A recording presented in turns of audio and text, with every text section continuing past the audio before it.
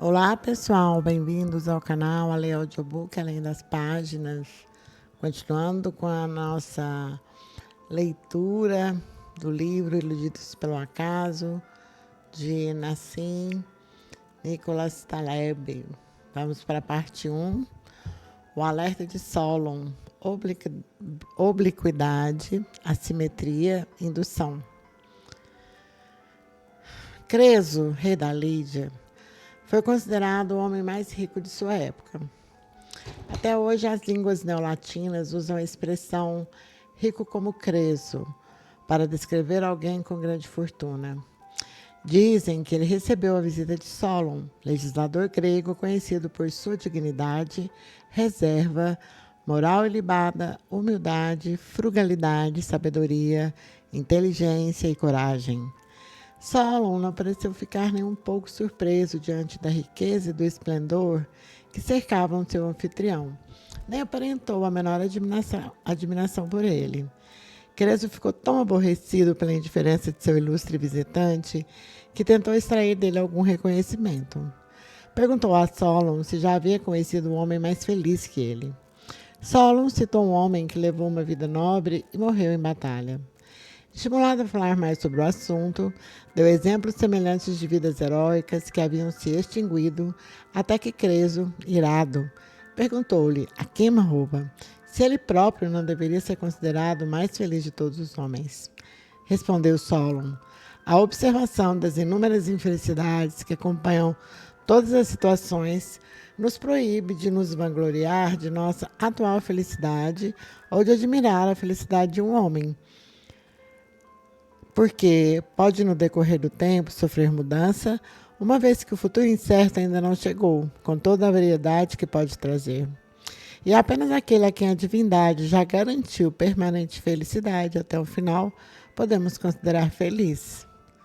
Um equivalente moderno, mas não menos eloquente, foi expresso pelo treinador de beisebol Yogi Berra, que parece ter traduzido a conclusão de Solon do grego puro da Ática no não menos puro inglês do Brooklyn, com nada está acabado até acabar. Ou, de maneira menos elegante, a ópera não acaba até que a senhora gorda cante. Além disso, à parte o uso do vernáculo, a citação de Yogi Berra apresenta a vantagem de ser verdadeira, enquanto o encontro de Creso com Solon é um desses fatos históricos que se beneficiaram da imaginação dos cronistas, pois é cronologicamente impossível que os dois homens tenham deparado um com o outro. A parte 1 deste livro diz respeito ao grau em que uma situação, no decurso do tempo, pode vir a sofrer uma mudança, pois podemos ser enganados em ocasiões que envolvem, sobretudo, as atividades da deusa Fortuna, primogênita de Júpiter. Solon foi bastante sábio ao focar na seguinte questão: o que vem com o auxílio da sorte pode ser tomado pela sorte, e, em geral, rápido e inesperadamente. O outro lado da moeda, que também merece ser levado em consideração, e é até mesmo alvo da nossa maior preocupação, é que aquilo que vem com o pequeno auxílio da sorte é mais resistente ao acaso. Solon também teve a intuição de uma questão que tem obcecado a ciência nesses últimos 3 séculos, o problema da indução. Eu o chamo, neste livro, de cisne negro ou evento raro. Solon chegou mesmo a compreender outro problema relacionado a ele, que chamo de questão da obliquidade. Não importa com que frequência algo tem êxito, se o fracasso tem um preço demasiadamente elevado. Contudo, a história de Creso tem outra faceta. Após perder uma batalha para o formidável rei persa Ciro, ele estava a ponto de ser queimado vivo quando exclamou, algo como: Solon, você tinha razão. De novo, isso é lenda. Ciro perguntou a natureza da invocação inusitada, e Creso falou-lhe do alerta do outro. Aquilo impressionou tanto Ciro que ele decidiu poupar a vida de Creso enquanto refletia sobre as possibilidades no que dizia respeito a seu próprio destino. Naquela época, as pessoas eram ponderadas. 1. Se você é tão rico, por que não é tão esperto? Nero Tulipe, atingido pelo raio. Nero Tulip ficou obcecado pelo mercado de capitais depois de testemunhar uma estranha cena, num dia de primavera, quando visitava a Chicago Mercantile Exchange, CME. Um poste conversível, vindo em velocidade bem mais alta do que a permitida pelas leis de trânsito municipais, parou abruptamente na entrada, com os pneus guinchando como um porco sendo morto. Um homem de porte atlético, visivelmente louco, na casa dos 30, com o rosto enrubescido, saltou do veículo e subiu correndo os degraus, como se estivesse sendo perseguido por um tigre. Deixou o carro estacionado em fila dupla, com o motor ligado, provocando uma fanfarra envaidecida de buzinas. Depois de um longo minuto, um jovem atendente com uma jaqueta amarela, da cor reservada aos funcionários, e cara de entediado, desceu os degraus, visivelmente indiferente à balbúrdia. Ele levou o carro para o estacionamento subterrâneo de modo despreocupado, como se aquele fosse seu trabalho cotidiano. Naquele dia, Nero Tulip teve o que os franceses chamam de coup de foudre, uma súbita, intensa e obsessiva fascinação, que atinge as pessoas como um raio. Isso é para mim, gritou ele entusiasmado, e não pôde deixar de comparar a vida de um trader com vidas alternativas que se apresentavam. A vida acadêmica lhe trazia à mente a imagem de um silencioso escritório numa universidade com funcionários grosseiros.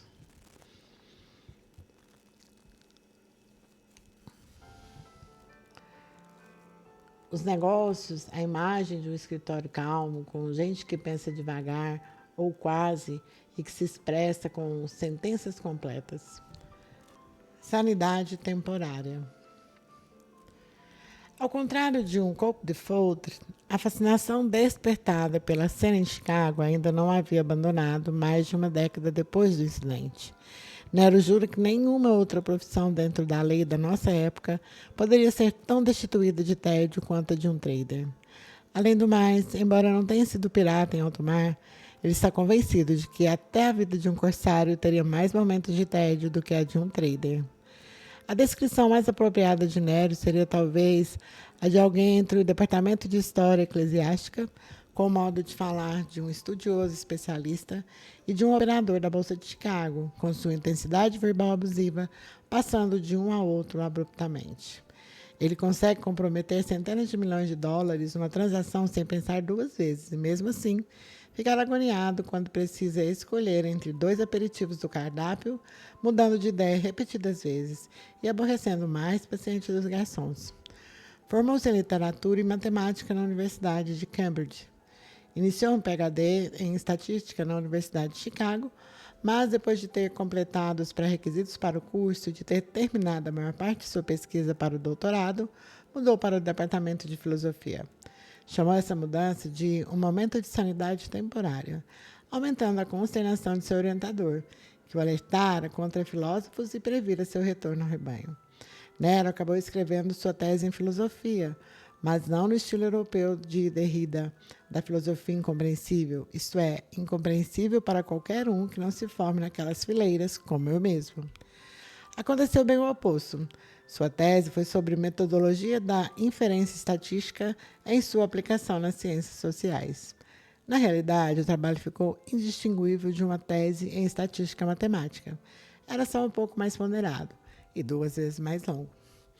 Disse com frequência que a filosofia não consegue alimentar o homem que a pratica, mas não foi por essa razão que Nero a abandonou. Ele o fez porque a filosofia não pode distrair um homem. Ela começou a lhe parecer fútil e ele se lembrou dos avisos de seu orientador de estatística. Então, de repente, começou a se assemelhar a um trabalho. Como ficou cansado de escrever sobre pequenas minúcias misteriosas de seus ensaios anteriores. Nero abandonou a vida acadêmica. As discussões o entediavam, particularmente quando envolviam pontos muito detalhados, invisíveis para os não iniciados. Ele queria ação. O problema, entretanto, era que havia escolhido uma vida acadêmica a fim de matar o que havia detectado como a uniformidade e a tranquila submissão de um emprego formal. Depois de testemunhar a cena do trailer perseguido por um tigre, Nero encontrou um cargo de trainee na Chicago Mercantile Exchange, a grande bolsa onde transações são feitas, gritando e gesticulando freneticamente. Ali ele trabalhou para um prestigioso, mas excêntrico local que o treinou ao estilo de Chicago em troca da resolução de equações matemáticas. A energia no ar se mostrou um fator de motivação para Nero. Ele logo foi promovido à condição de trader independente. Depois, quando se cansou de ficar de pé na multidão e de forçar as cordas vocais, decidiu procurar um emprego no andar de cima, isto é, como operador de mesa. Foi para a área de Nova York e conseguiu um cargo numa instituição financeira. Nero se especializou em produtos financeiros quantitativos, nos quais teve um momento inicial de glória, ficando famoso e sendo requisitado. Muitas empresas de investimentos de Nova York e Londres lhe acenaram com poupudos bônus. Ele passou alguns anos viajando entre Nova York e Londres, comparecendo a importantes reuniões e usando ternos caros. Mas logo se escondeu e voltou depressa ao anonimato. O caminho do estrelato em Wall Street não combinava com seu temperamento. Para se tornar um trader de respeito, são necessárias algumas ambições organizacionais e uma sede de poder que Nero ficava feliz em não ter. Estava naquilo apenas para se divertir, e sua ideia de divertimento não incluía trabalho administrativo e gerencial. Ele se sente mal com o tédio de uma sala de reunião e é incapaz de conversar com empresários, particularmente os medíocres. Tem alergia ao jargão dos negócios, não apenas em simples termos estéticos. Termos como estratégia, bottom line, como ir daqui até ali. Fornecemos soluções aos nossos clientes, nossa missão e outros que dominam as reuniões não têm a precisão nem o colorido que ele gosta de ouvir. Se as pessoas povoam o silêncio com frases ocas ou se as reuniões não têm de fato nenhum valor, ele não sabe. De qualquer modo, não queria fazer parte daquilo. Na verdade, a extensa rede de contatos sociais de Nero não inclui quase nenhum homem de negócios. Mas, diferentemente de mim, sou capaz de impor grande humilhação a alguém que me incomoda com sua pomposidade deselegante. Nero consegue aparentar um suave desprendimento quando em tais circunstâncias. Assim, Nero mudou de carreira, passando ao que é intitulado Proprietary Trading, negociação de ativos e derivativos. Nessa modalidade, os traders se estabelecem como entidades independentes, funcionando como fundos internos com sua própria alocação de capital. Podem fazer o que quiserem, desde que, é claro, seus resultados satisfaçam os executivos. O mesmo proprietor se deve ao fato de negociarem o dinheiro da empresa. No fim do ano, eles recebem de 7 a 12% dos lucros gerados. O proprietor trader tem todos os benefícios de trabalhar por conta própria e nenhum dos encargos de gerenciar os detalhes mundanos de seu próprio negócio. Pode trabalhar as horas que lhe convier, viajar a seu bel prazer e se engajar em toda espécie de objetivo pessoal. É um paraíso para um intelectual como Nero, que não gosta do trabalho manual e dá valor à meditação não programada. Ele vem fazendo isso há 10 anos para duas instituições financeiras diferentes. Modus operandi. Uma palavra sobre os métodos de Nero. Ele é um trader tão conservador quanto possível nesse tipo de negócio. Teve anos bons e outros não tão bons, mas quase nenhum ruim. Durante esses anos, construiu para si mesmo, vagarosamente, uma poupança bem estável, graças a seus rendimentos que vão de 300 mil a 2,5 milhões de dólares no auge por ano. Na média, consegue acumular anualmente 500 mil dólares, depois dos impostos, com um rendimento médio de 1 milhão de dólares. Isso vai direto para sua poupança. Em 1993, ele teve um ano ruim, o que o fez se sentir desconfortável na empresa. Outros traders se saíram muito melhor, de modo que o capital à sua disposição foi fortemente reduzido e ele começou a achar que era persona non grata. Foi então procurar um emprego semelhante, num espaço de trabalho de feitio semelhante, mas numa empresa diferente, mais amistosa. No outono de 94, os traders que vinham competindo por um bom desempenho explodiram em uníssono durante a crise do mercado de títulos mundial, que resultou num arroxo não previsto pelo FED. Todos eles estão atualmente fora do mercado, exercendo uma variedade de funções. Esse tipo de negócio tem uma alta taxa de mortalidade. Por que será que Nero não ganha mais dinheiro? Por causa de seu estilo de aplicação, ou talvez devido à sua personalidade. Sua aversão ao risco é muito grande. Seu objetivo não é maximizar os lucros, e sim evitar que lhe tomem a divertida máquina chamada trading. Sofrer uma explosão significa retornar ao tédio da universidade ou à vida sem trading. Cada vez que seus riscos aumentam, a imagem do tranquilo corredor da universidade vem à sua memória. As longas manhãs sentado à mesa revisando um trabalho, mantido acordado por um café ruim. Não, ele não quer ter de enfrentar a solene biblioteca onde morria de tédio. Aposto na longevidade, costuma dizer. Nero já viu muitos traders falirem e não deseja ficar preso nessa situação. Falir, na gíria, tem um significado preciso. Não só perder dinheiro, mas perder mais dinheiro do que jamais seria de se esperar, a ponto de ser alijado desse ramo de negócio. Para o médico ou advogado, seria como perder sua licença. Nero cai fora depressa do negócio depois de uma perda pré-determinada. Ele nunca vende opções a descoberto, estratégia que o deixaria exposto a possíveis grandes perdas. Nunca se coloca numa situação em que poderia perder mais do que, digamos, US$ 1 milhão, independentemente da probabilidade. Essa quantia tem sido variável, dependendo de seus lucros acumulados durante o ano. A aversão ao risco impede que ele ganhe tanto dinheiro quanto outros traders em Wall Street, os quais são chamados de mestres do universo. As empresas para as quais Nero trabalhou frequentemente alocam mais dinheiro a traders com um estilo diferente, como John, que conheceremos em breve. Nero não se importa de perder quantias. Adoro perder um pouco, diz. Só preciso que meus ganhos sejam grandes. Em circunstância alguma, deseja se expor a eventos raros, tais como pânicos e crises súbitas, que derrubam um trader num piscar de olhos.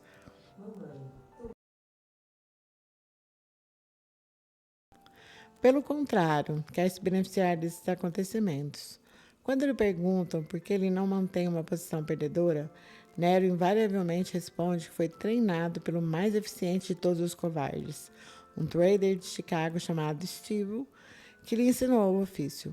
Isso não é verdade. A razão real é seu conhecimento de probabilidades e seu ceticismo inato. Há outra razão pela qual Nero não é tão rico quanto os outros em sua situação. Seu ceticismo não lhe permite investir qualquer quantia de seu próprio dinheiro que não seja em títulos do tesouro. Assim, ele perde as oportunidades quando o mercado está em alta. A razão que dá para isso é que o mercado pode virar e se transformar numa armadilha. Nero tem uma forte suspeita de que o mercado de ações é uma forma de vigarice e não se dispõe a adquirir uma ação sequer. A diferença em relação às pessoas à sua volta que enriqueceram com esse mercado é que ele é rico quando se trata do fluxo de caixa, mas seus ativos não aumentaram em absoluto com os do resto do mundo. Seus títulos do tesouro dificilmente mudam de valor.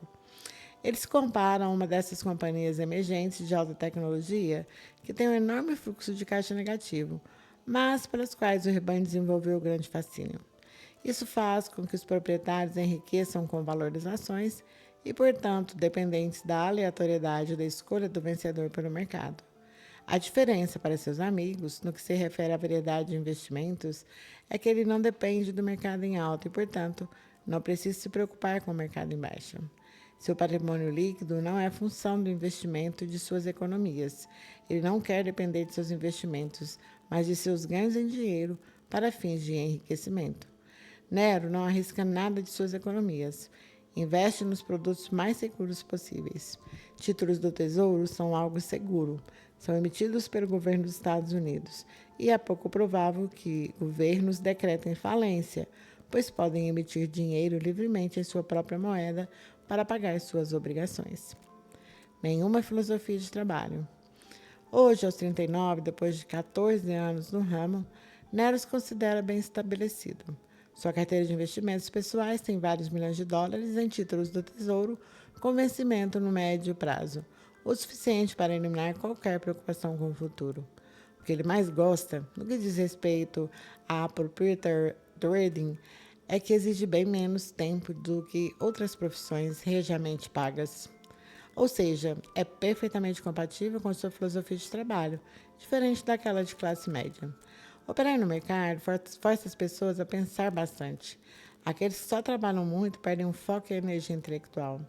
Além disso, elas terminam afogadas nas artimanhas do acaso. A filosofia de trabalho, acredita Nero, faz com que o foco esteja no ruído, em vez de no sinal. A diferença foi estabelecida no quadro P1 da página 22. Esse tempo livre tem lhe permitido se engajar numa variedade de interesses pessoais. Nero é um leitor voraz e gasta um tempo considerável na academia de ginástica e em museus, e não tem o mesmo esquema de trabalho que um advogado ou um médico. Ele encontrou um espaço na sua agenda para voltar ao departamento de estatística, onde iniciou seus estudos de doutorado para concluir seu trabalho nessa ciência mais dura, reescrevendo sua tese em termos mais concisos.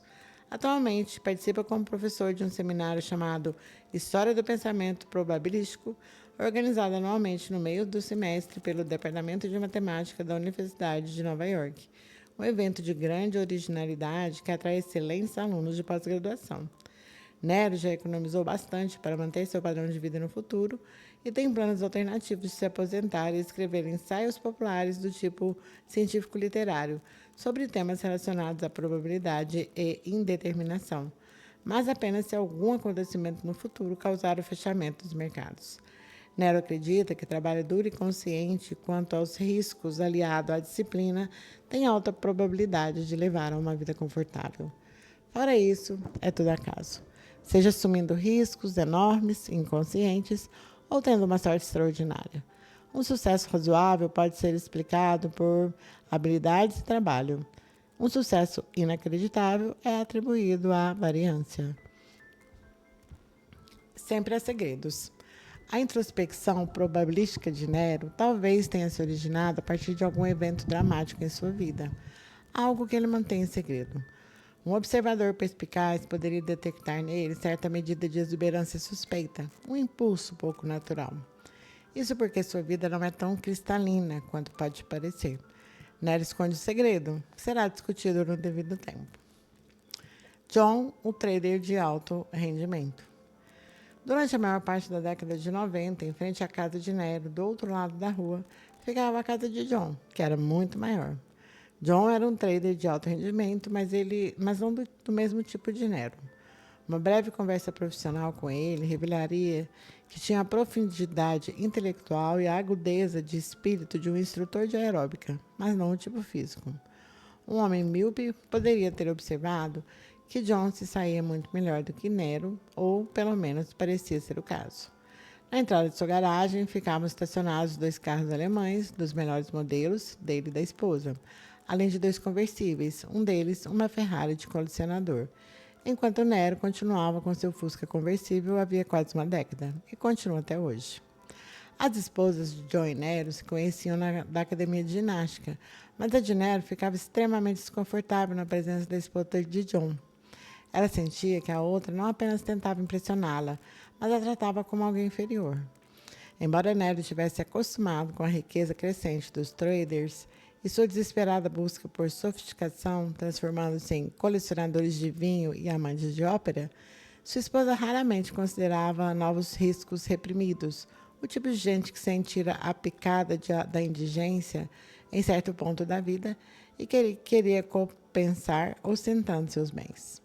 O único lado obscuro de ser trader, dizia Nero com frequência, é a visão de dinheiro chovendo em cima da gente despreparada, que de repente ficou sabendo que As 4 Estações, de Vivaldi, é música refinada.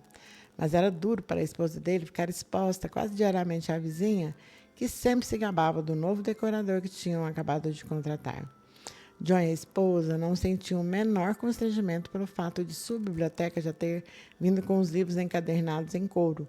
As leituras dela na academia se limitavam à revista People, embora suas prateleiras incluíssem uma seleção de livros intocados de autores americanos já falecidos. Ela também gostava de conversar a respeito de lugares exóticos, de nomes impronunciáveis, onde passariam suas férias, sem saber absolutamente nada sobre eles. Teria dificuldade se lhe pedisse para explicar em que continente ficavam as Ilhas Seychelles. Mas a esposa de Nero é humana. Embora continuasse a afirmar para si mesma que não queria estar no lugar da mulher de John, sentia como se tivesse sido, de certa forma, passada para trás na competição da vida. De alguma maneira, palavras e razão se tornam ineficazes diante de um enorme diamante. uma casa gigantesca, uma coleção de carros esportivos. Um caipira muito bem pago. Nero tinha o mesmo sentimento ambíguo em relação a seus vizinhos. Desprezava John, que representava quase tudo o que ele não era nem desejaria ser, mas a pressão social começava a lhe pesar nos ombros. Além disso, ele gostaria de ter experimentado uma riqueza tão vasta na vida. O desprezo intelectual não controlava a inveja pessoal. A casa do outro lado da rua continuava a crescer, com puxado em cima de puxado, e o desconforto de Nero acompanhava aquilo. Embora tivesse obtido sucesso, além de seus mais desvelados sonhos, tanto pessoal quanto intelectualmente, ele passou a achar que, em algum ponto do caminho, havia perdido uma oportunidade. Na ordem de precedência de Wall Street, a chegada de tipos como John havia feito com que ele não se sentisse mais um trader importante. Mas, embora costumasse não se preocupar com aquilo, John, com sua casa e seus carros, havia começado a lhe corroer por dentro. Tudo teria ficado bem se Nero não tivesse aquela casa enorme e idiota do outro lado da rua, avaliando com um padrão superficial toda manhã. Será que estava em jogo a ordem genética de precedência com o tamanho da casa de John, transformando Nero no macho beta? Pior ainda, John era cerca de 5 anos mais jovem que ele e, a despeito de uma carreira mais curta, estava faturando pelo menos 10 vezes mais. Quando os dois por acaso se encontravam, Nero sentia claramente que John tentava pô-lo para baixo, com sinais de condescendências quase imperceptíveis, mas nem por isso menos potentes. Alguns dias John ignorava-o por completo. Se o vizinho fosse um tipo virtual, alguém sobre quem Nero apenas lesse nos jornais, a situação teria sido diferente. Mas havia o John em carne, que morava do outro lado da rua. Nero cometeu o erro de começar a falar com ele, então a ordem de precedência surgiu de imediato. Nero tentou apaziguar seu desconforto, se lembrando do comportamento de Swan, o personagem de Em Busca do Tempo Perdido, de Proust, um sofisticado negociante de arte que vivia de renda e se sentia à vontade com gente como o então príncipe de Gales, seu amigo pessoal, mas que agia como se devesse provar algo na presença de pessoas de classe média. Era muito mais fácil para Swan se misturar à família Guirmantes, aristocrática e abastada, do que com a emergente família Verdurin, sem dúvida porque ele se achava muito mais confiante na presença dos primeiros.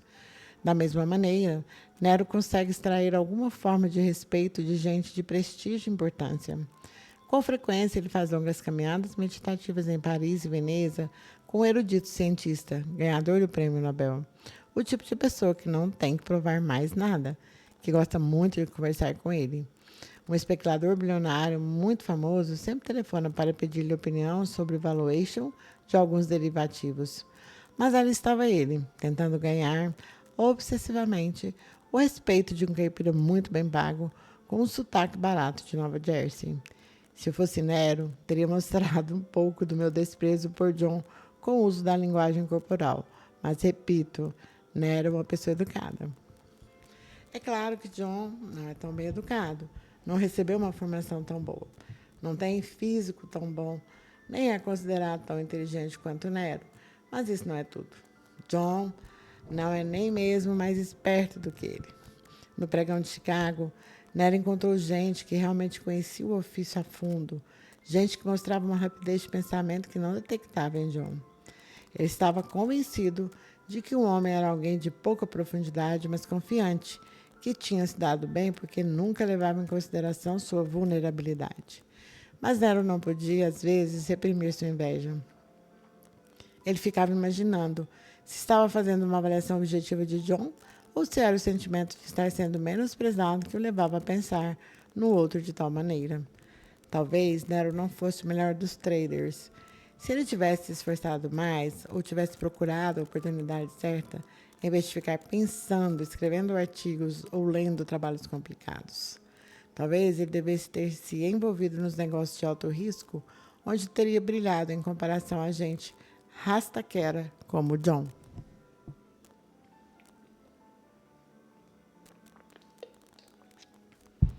Assim, Nero tentava acalmar seu ciúme investigando as regras da ordem de precedência. Psicólogos mostraram que a maioria das pessoas preferem fazer US$ 70 mil quando os outros em volta estão ganhando 60 mil, do que fazer 80 mil quando os outros em volta ganham 90 mil. A economia, a esquema-economia, é questão de ordem de precedência, pensou ele. Nenhuma análise desse tipo pode fazê-lo avaliar sua condição de modo absoluto em vez de modo relativo. Com John, Nero sentia que, apesar de toda a sua bagagem intelectual, ele era apenas um daqueles que prefeririam ganhar menos dinheiro desde que os outros ganhassem ainda menos. Nero pensava que havia pelo menos uma prova para apoiar a ideia de que John era apenas um sujeito de sorte. Em outras palavras, Nero, afinal de contas, talvez não precisasse mudar para longe do palácio de seu vizinho iniciante. Tinha esperança de que o vizinho encontrasse sua ruína. Isso porque John parecia não estar ciente do grande risco oculto que corria. O risco de explodir, um risco que não conseguia ver porque tinha pouca experiência no mercado, mas também porque não era previdente o bastante para estudar história. Como é que John, com sua mentalidade grosseira, poderia, de outra forma, estar ganhando tanto dinheiro? O negócio de junk bonds depende do conhecimento do acaso, do cálculo das probabilidades dos eventos raros ou aleatórios. O que é que esses idiotas sabem sobre probabilidade? Esses traders usam ferramentas quantitativas que lhes dão as probabilidades, e Nero discorda dos métodos que eles usam. O mercado de alto rendimento parece uma soneca em cima dos trilhos de uma estrada de ferro. Um dia desses, um trem surpresa passa por cima de você. Você ganha dinheiro todo mês durante muito tempo. Depois, em umas poucas horas, perde um múltiplo do seu resultado acumulado. Nero viu isso acontecer com vendedores de opções em 87, 89, 92 e 98. Um dia eles são expulsos do pregão, acompanhados por seguranças corpulentos, e ninguém mais os vê. A casa grande é simplesmente um empréstimo. John pode terminar como vendedor de carros de luxo em algum lugar de Nova Jersey, vendendo ao mais recente novo rico, que com certeza vai se sentir confortável na presença dele. Nero não pode explodir. A casa em que vive, menos portentosa, com seus 4.000 livros, é sua. Nenhum acontecimento do mercado pode tirá-la dele. Cada uma de suas perdas é limitada. Sua dignidade de trader não está nunca ameaçada. Da sua parte, John pensava em Nero como um perdedor. E ainda por cima, um perdedor super educado, metido a besta. Nero estava envolvido num negócio maduro. Ele acreditava que já tinha subido bastante a montanha. Esses traders emergentes estão morrendo, costumava dizer. Eles se acham mais espertos do que todo mundo, mas são passados. O verão de rachar. Finalmente, no verão de 98, Nero viu a justiça ser feita. Uma manhã, quando saía de casa para o trabalho, viu John fumando na frente da casa, o que era incomum. Ele não vestia o seu terno de trabalho. Parecia humilde. Sua pose costumeira se evaporara. Nero percebeu imediatamente que John tinha sido despedido. O que ele não suspeitava era que o vizinho tinha perdido praticamente tudo o que tinha. Veremos mais detalhes nas perdas de John no capítulo 5. Nero sentiu vergonha de seus sentimentos de Stamford, a alegria que os humanos podem experimentar com a desgraça de seus rivais, mas não conseguiu reprimi-lo. Além de ser pouco cavalheiresco, dizem que dá azar. Nero é levemente supersticioso. Mas naquele caso, o contentamento de Nero não se devia tanto ao fato de John ter voltado para seu lugar na vida, mas principalmente por seus próprios métodos, convicções e passado terem ganhado credibilidade. Nero podia levantar dinheiro público baseado no seu histórico, precisamente por não haver possibilidade de nada daquele tipo acontecer com ele. Uma repetição de um evento daquela natureza seria bastante vantajosa para ele. Nero também estava feliz pelo orgulho que sentia por ter se aferrado durante tanto tempo à sua estratégia, a despeito da pressão para ser o macho alfa. Não pôs em dúvida seu próprio estilo de trading, quando os outros estavam ficando ricos por não compreender a estrutura do acaso e dos ciclos do mercado. Serotonina e acaso. Será que podemos julgar o sucesso das pessoas apenas por seu desempenho nu e cru e por sua fortuna pessoal? Às vezes, mas não sempre. Veremos como, em determinada altura, muitos homens de negócios com desempenho notável no passado não saem melhor do que dardos atirados aleatoriamente. E o que é mais curioso, e isso devido a uma distorção peculiar. Haverá uma abundância de casos em que os homens de negócios menos capacitados serão os mais ricos. Entretanto, eles nunca admitirão o papel da sorte em seus desempenhos.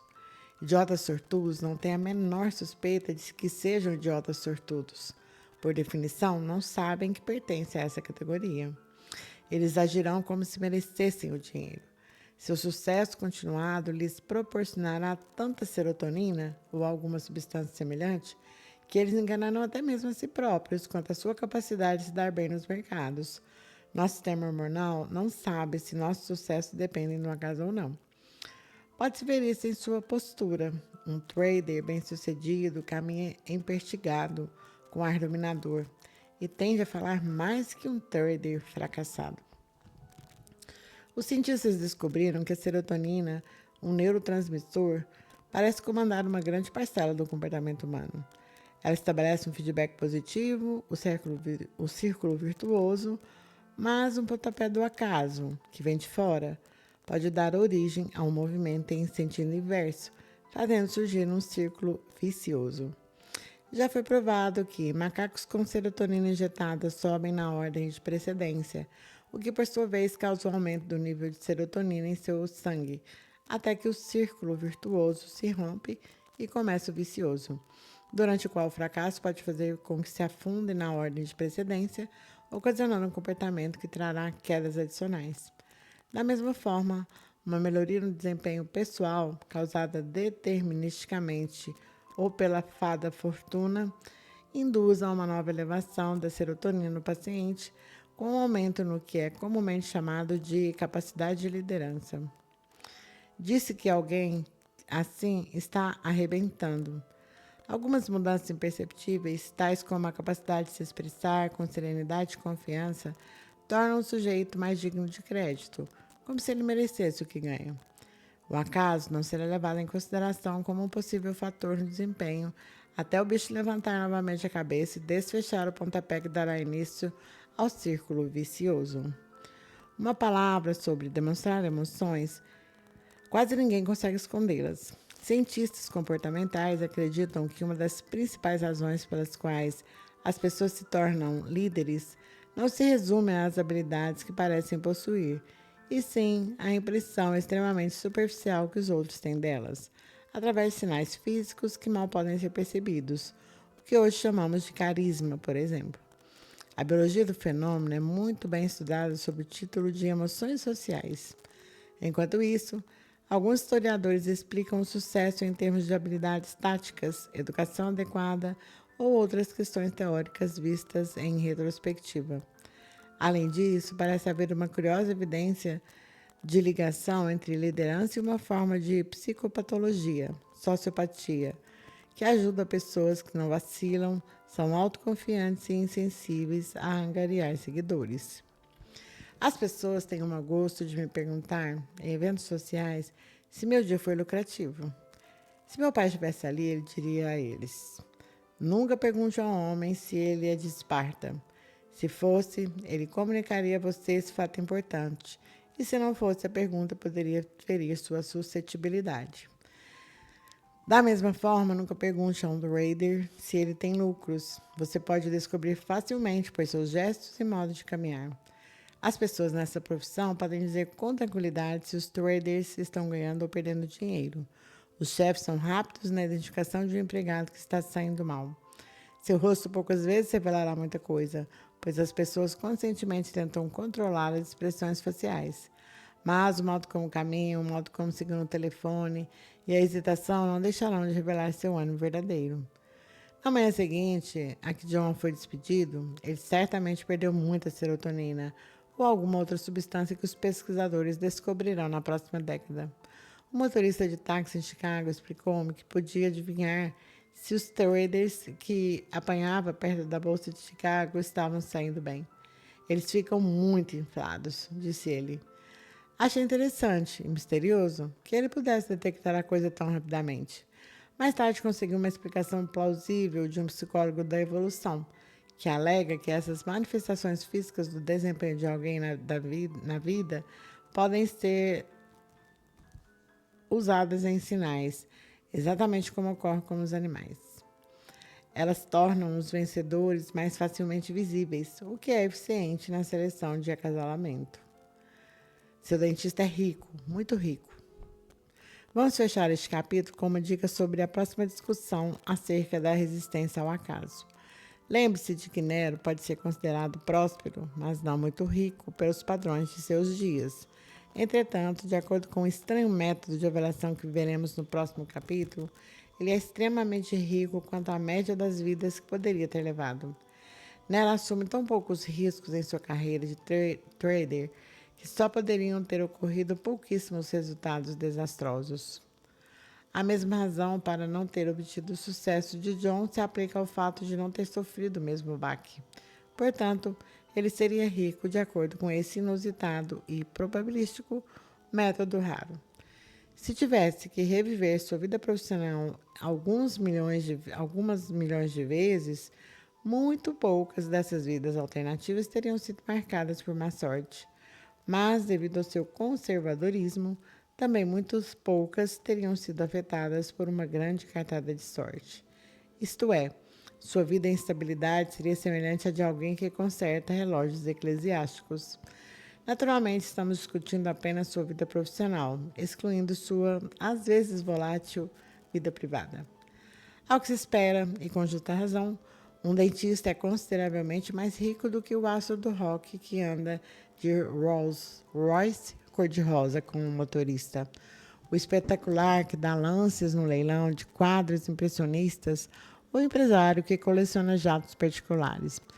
Isso porque não se pode considerar uma profissão sem levar em conta a média das pessoas que se engajam nela, não a amostragem daqueles que tiveram sucesso nela. Examinaremos isso mais adiante do ponto de vista vantajoso do viés do sobrevivente, mas aqui na parte 1, veremos o que diz respeito à resistência ao acaso. Consideremos dois vizinhos, John Doe A., um faxineiro que ganhou na loteria em Nova Jersey e se mudou para um bairro abastado, comprado com John Doe B., seu vizinho de porta, de condição mais modesta, que vem obturando dentes 8 horas por dia há 35 anos. É claro que se pode dizer que, graças ao tédio da carreira, John Doe B. tivesse que reviver sua vida alguns milhares de vezes desde que se formou em odontologia. O elenco de resultados possíveis seria bastante reduzido, pressupondo-se que ele tenha um bom seguro. Na melhor das hipóteses, ele terminaria aplicando broca nos dentes ricos dos moradores do Park Avenue de Nova York, enquanto o pior dos casos mostraria John Doe B. fazendo o mesmo em alguma cidadezinha cheia de trailers nas montanhas de Catskills. Além do mais, supondo que ele se diplomou numa faculdade de muito prestígio, o elenco de resultados seria até mesmo mais reduzido. Quanto a John Doe A., se ele tivesse que reviver sua vida 1 milhão de vezes, em quase todas elas, o veríamos realizando seu trabalho de faxina e gastando dólares sem fim em inúteis bilhetes de loteria. E somente uma vida em 1 milhão ganhando na loteria em Nova Jersey. A ideia de levar em conta tanto o resultado observado quanto os possíveis resultados não observados parece coisa de lunático. Para a maioria das pessoas, a probabilidade trata de coisas que podem acontecer no futuro, não eventos do passado observado. Um evento que já ocorreu tem 100% de probabilidade, isto é, de certeza. Já discuti esse ponto com muitas pessoas que, de maneira banal, me acusaram de estar confundindo mito com realidade. Mitos, particularmente os já muito antigos, como vimos com o alerta de Solon, podem ser bem mais poderosos e nos fornecer mais experiência do que a realidade crua. E assim finalizamos essa parte 1, o capítulo 1. E em breve retornaremos com o próximo capítulo. Obrigado por estarem aqui comigo e até breve.